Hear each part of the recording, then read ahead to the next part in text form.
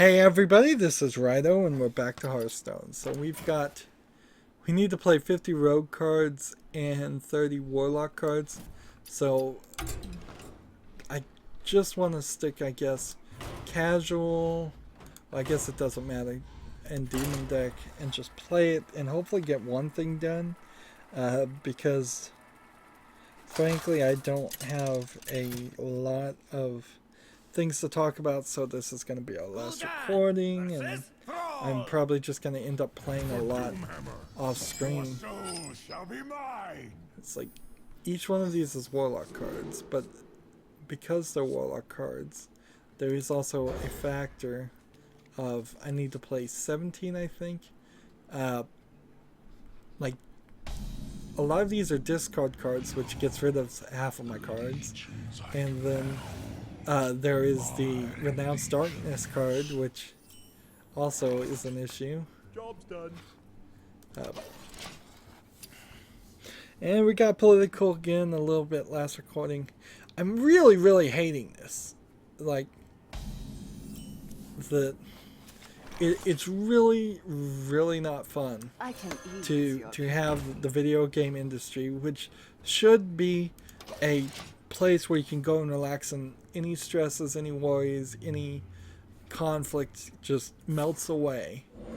It's just getting flooded with these news reports that I don't really want to talk about it.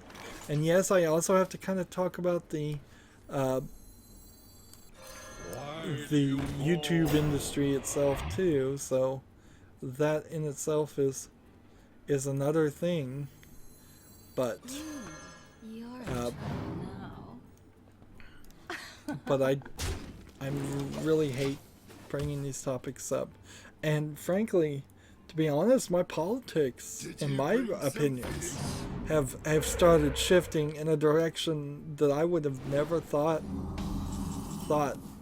before, and it's kind of scary in a lot of ways. It's like my world view and my perspective and the way I used to look at things, which seemed to be very much the right progressive way to look at things, because I was now I'm starting to become more and more conservative, because I can no longer identify myself as along with the people who were calling themselves progressives.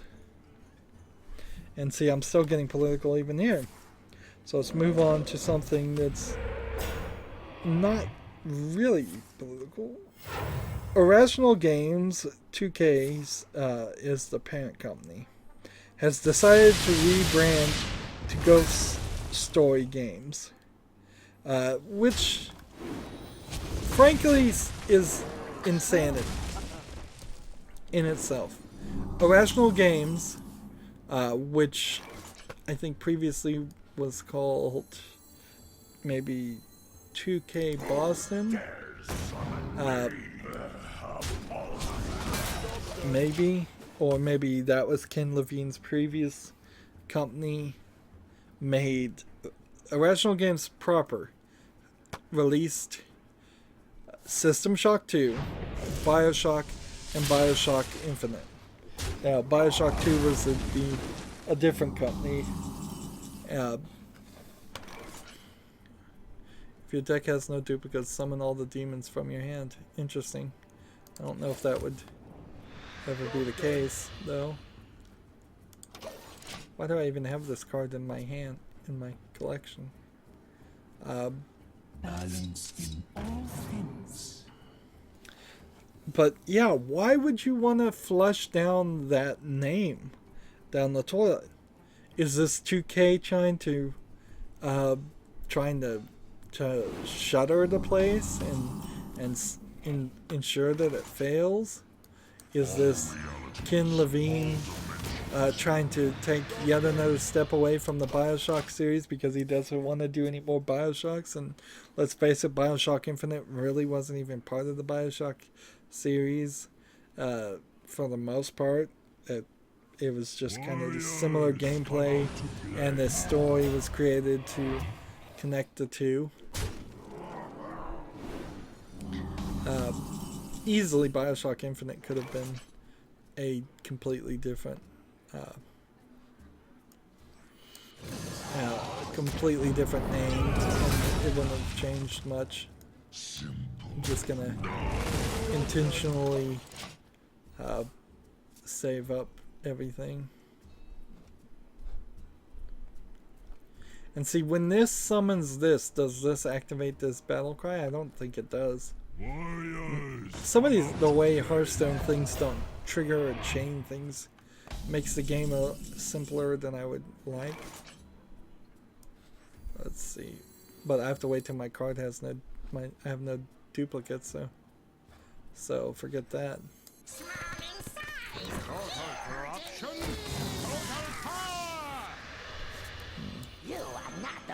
So I would need a Silverware Golem, a Void Terror, and a Void Collar, and a Cabal Trafficker. Oh, before I could play this. And then I would also have to have a bunch of demons in my hand, so it's like no realistic way that this card is ever actually going to work. The only thing, and this is all just going to be speculation about Irrational Games, is we know Ken Levine only really took a handful of people and then split the rest of the people who were working on at Irrational into a different company. So he specifically said he wants to work with a small team. He wants to work on games and take however long as he wants. They haven't announced anything lately. I assume Ghost Story Games inherently implies something, but I'm not sure what. Let's see. I don't wanna. At any price.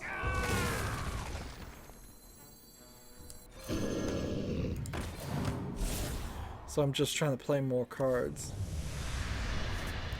The truth is in here. Job's done. That's not one I wanted to discard, but whatever. So we know Ken Levine only took a handful of people, and in changing and rebranding its name, they listed all 12 of the people that work at this company. So even though it's a subsidiary of a much bigger company, it's definitely supposed to built around the concept of being a small studio.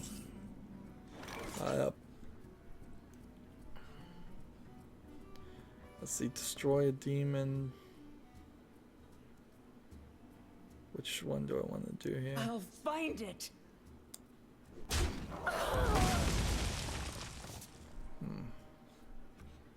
And then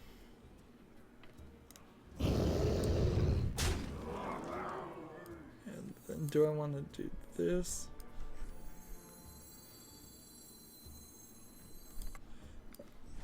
Let's go ahead and do this one. And then this. And then this. I'm just trying to play cards. Why do you And in the turn. So yeah, my speculation is Ken Levine is trying to distance himself, not that 2K is, because 2K inherently, I think, would not want them to distance themselves from Bioshock and System Shock 2. And the few other games they've made, all of which seem like they were at least decent enough games. Here's another thing. Natalie Dormer, I believe is her name, Dormier, of Game of Thrones, is to voice an Asari doctor named Lexi in, what is the name of the game? Mass Effect Andromeda. Total corruption, total power. And I'm gonna lose here, but that's fine. I think I've accomplished what I set out to do. I have to say, just remember Peter Dinklage here. Like, Peter Dinklage voice acted for Destiny, and it was so disliked that they went back and redid all the voice acting with an actual video game voice actor. And it seems like maybe there's some agent that works with Game of Thrones that keeps pushing these people into trying to, let's see if we can play a rogue combo cards at ranked here. Seems like it's continuously pushing them to try to voice act in video games, which is not the same thing. Acting and video game voice acting are nearly 100% different. I would say at least 95% different. The focus is different. Imagine how much brain factor an actor has to do to make sure they're standing in the right spot on the camera, to ensure they're facing the right direction, that they have the right facial expression on their face, to ensure that they don't trip when they walk, to ensure that they're speaking their lines perfectly and loudly and in the right direction, which would be that they're facing the right direction. I mean, there's just a lot of things you do when you act that you may not immediately realize are part of it. Video game voice actors don't need to do any of that except for ensure that their voice acting is what the people that are paying them sounds the way that they want it. And so they may very well, they don't have to stand anywhere, they're right in front of the mat, the microphone. Let's see, do this first, and then play this, and then this, and then this, Job's done. and keep going. So, yeah, this isn't a good idea.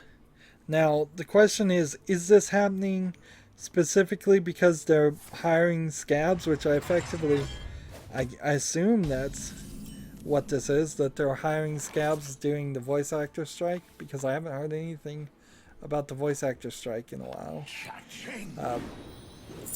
So that might very well be the case. This guy's toast. You looking at me? That might be the case. And so, yeah, maybe that's why she's hired.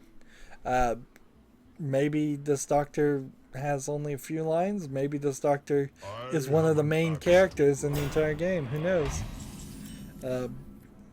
But see, you inherently also know that they only hired her because she was on Game of Thrones, not because she had any skill at voice acting at all. Let's see, is this a gray card? I think it is, so if I play this and then this, let me get it back, and then do this. Darn it. Oops. I did it to myself. Job's done. Mistakes are made. Alright, so let's move forward. Well, actually, we don't have to move forward at all, do we?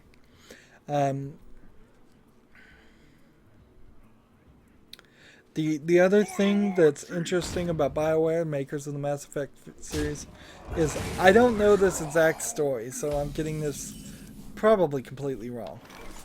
But it seems like there was some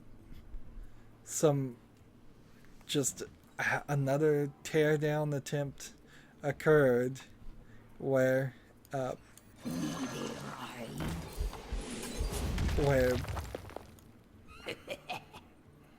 am I trying to say? Let's go ahead and kill this guy. Where somebody attacked it. I think Fox News attacked BioWare because in Mass Effect, yes, you could have. I think particularly in Mass Effect 1, yes, you could have sex with any of the genders and any of the species, and I think they kind of showed it, and then I think Fox News made a big deal about it, you know, corrupting youth and all, even though I'm pretty sure it was a rated M for mature game anyways. So I mean, just kind of invalid arguments, and just Fox News doing the same thing, trying to censor video games because think of the children, or just frankly just to get views. That's all it is really. When any of these big news things do is they try to create controversy so people click on their links or watch their TV shows to watch their ads. That's all it is. It's just clickbait. It's all it is. It's a more advanced, more experienced form of clickbait. But apparently, because of Witcher 3 doing so well and having the sex scenes, which and the nudity, they are no longer upset with that, and frankly, times have changed enough that that them reevaluating that thing. It's been probably 10 years since Mass Effect 1 came out, or about that time, maybe a little bit less. So it's a much more mature audience. I saw a article, well, an interview, specifically talking about, like, I'm saying like too much, but talking about why Steam are not ready to go into like full-on pornographic video games, and it's just, they said it's something that they're working on, but they're nowhere close to being done, because there's so many different states and countries and nations with so many different laws and so many different definitions of pornography. It's kind of surprising they've even gone as far as they have with like Honey Pop, okay, I mean, even without this uncensored patch, Honey Pop clearly has some scenes in there that are some still images that are pornographic, whether or not it's the main focus or not. But somehow they were willing to do it. And they were saying that a lot of times they just have to sit down with a lawyer and talk it out and say, is it worth the potential, I suppose, lawsuits that might occur.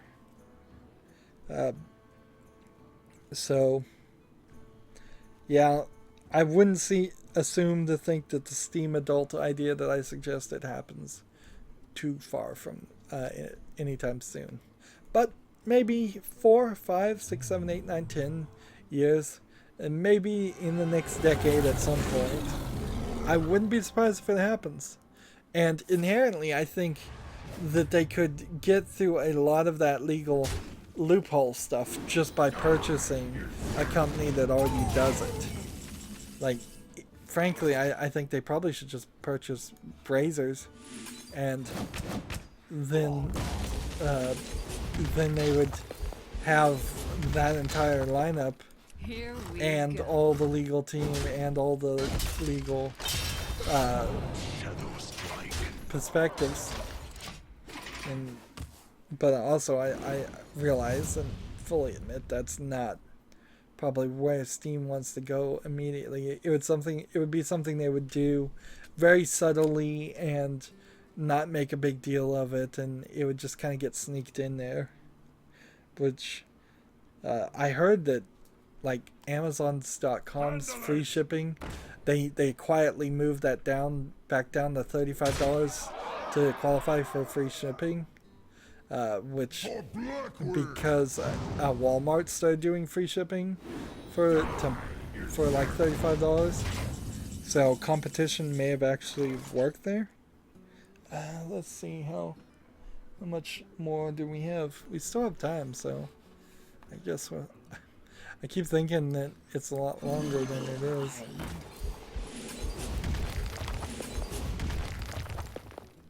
See, I have 1 health. And I'm not gonna win, but I played the cards as much as possible, so goal achieved.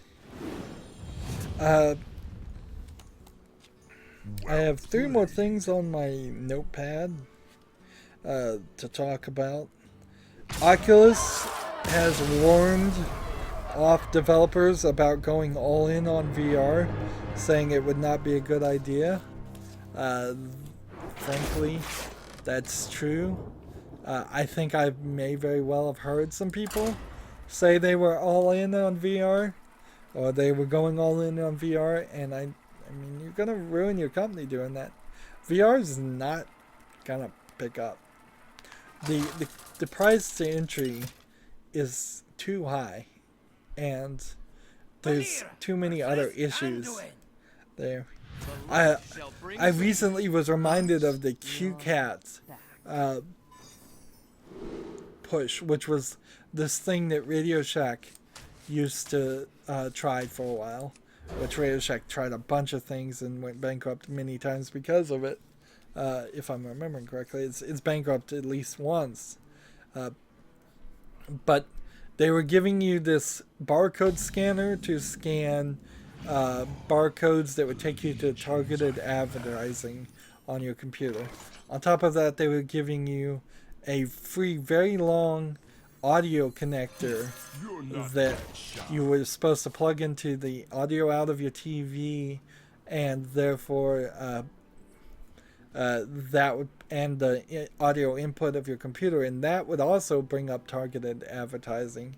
And it was trying very hard to sell it to the end users to actually be a part of this, and all of it really was just a targeted advertising scheme in a day and age when targeted advertising was just at the beginning of existing, because well, it moderately existed, but not by much. Not anywhere like you could do with Google Ads now, because nobody was really on the internet, and so the most you could target it to is a zip code.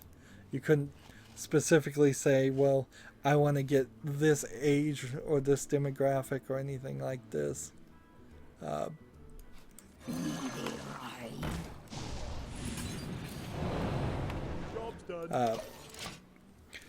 But they were pushing it so hard, the QCat stuff. The barcodes they were calling Qs. The barcode scanner looked like a cat, so it was called the QCat. They were giving out free QCat packages, which included a CD-ROM with the software, the QCat barcode scanner, the audio connector, a PS2 keyboard adapter to USB, so if you had an older keyboard connector, it would, and a newer computer, it would still work. So at the time, you're talking, you were getting somewhere around $30 or $40 worth of equipment for free, and they were just handing it out to anybody that wanted it, that walked into a Radio Shack. And you could get multiples too. I got like 5, and I think they said there was a limit 2 per visit or something, and I'm like, oh fine, I'll just come back later and get another one, and did it, and nobody was taking it. Like, nobody knew what it was. The kids at the actual Radio Shack stores didn't know nor care. I actually once walked into a Radio Shack store and saw the person at the counter literally playing Diablo 2. Just playing it out in the open. And I'm like, wow. But, I mean, so often there was nothing going on at Radio Shacks anyways, that I imagine 80% of your day is just standing around. Hardly like a busy GameStop, where at least you're dealing with people. But I imagine that's kind of at peak times at GameStops also. There's probably also large portions of times at GameStops where you would stand around. Here's an interesting story, since I told the story about QCat. Dynamic Entertainment Comics, which is a comic book person I've never heard of. So it's not DC and it's not Marvel and it's not any of the subsidiaries like Wildstorm or what are some other ones? Here we go. The Wildstorm, Image Comics. It's not Seth MacFarlane's things. I've never heard of this Dynamic Entertainment Comics at all. So that's surprising. They're bringing back an old Atari game called Sword. What did I write here? Sword. That would be important to actually. Sword Quest. Yes, that's the name of it. It'd be helpful to write the actual name of the thing bigger. Trying to add pertinent facts there. So Sword Quest was this weird like tie-in to Atari games back when Atari games of course couldn't really have any story. So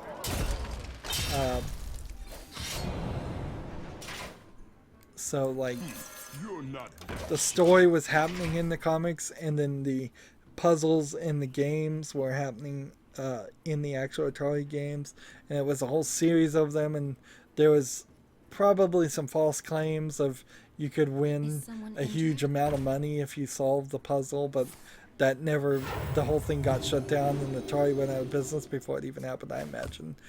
Totally untrue. Just a false contest completely, which still happens all the time. Yeah. So, but they're bringing back the comics. Almost certainly they're bringing back the comics to maintain a copyright on it, if I was to guess. And it kind of looks like a Conan Age of Barbarians style game, so I wouldn't be surprised if that's where this ends up going, is that they try to make it a sword and sorcery. We had a lot of sword and sorceries, Dungeons and Dragon-esque stories and things happening in the 60s, 70s, and 80s. So that's not out of line, and bringing some of that back is great. Conan Exiles, if it comes out in a finalized product, it does seem like it's going to have a single player. So if it comes out as a final product and has some story and has something, maybe I'll play it. But I'm kind of lost interest in that. And I also, I guess real quickly here, just want to mention I've lost complete interest in For Honor, and so has everyone else, because For Honor was paying people to stream it and paying people tons of money to advertise it, and as soon as that money went away, nobody cared. For Honor in itself, maybe slightly interesting sword swinging battling system, but that was not going to get a greatly large audience in the first place, and they're focusing on doing MMO style raiding and capture the flag style things, I believe. Just co-op play of some sort, and that's not gonna greatly grab people's attention. Horizon Zero Dawn is just about to come out for me, and the reviews have already said that they love it, and that it's a great game. It's a shame it's PS4 exclusive for now, at least. And I imagine that everybody will immediately shift their focus on that, and then there's the next game after Horizon Zero Dawn will come out, and then the next game. And it's really a great example. If you see a lot of people playing a game or talking about a game and it doesn't seem like it's something that would have naturally been played or talked about, people are probably just getting paid to do it. And hopefully they all did their legal requirements to disclose that information. But yeah, I see it a lot where something just gets talked about nonstop before it's even out, and then when it's out, everybody's playing it for no real reason. like, if For Honor hadn't paid people to play it, almost, I'd say, 85% of everybody who talked about it would have never said a word about it or played it, because it's such a niche and small market of players. And anywho, that's going to be it for this recording session. We didn't finish everything, but I'm done with my news, and this will just require me to play a little bit more rogue cards, and then I'll get it, and that will get us to 71, 75 as far as our gold, and we're just saving up trying to get to 10,000. I guess next time we'll try to do an arena run. I'm not sure if the changes have been implemented or not, so this possibly next time, if we actually do an arena run, might be the last wild arena run we play, which that's certainly going to suck and change arena drastically if we're just going to play standard cards. As always, I ask you to like, share, subscribe, comment, and watch every second of my videos. If you want a friend or follow me on basically any social media sites, there's a whole bunch of links down below. Thank you for watching. Have a good evening.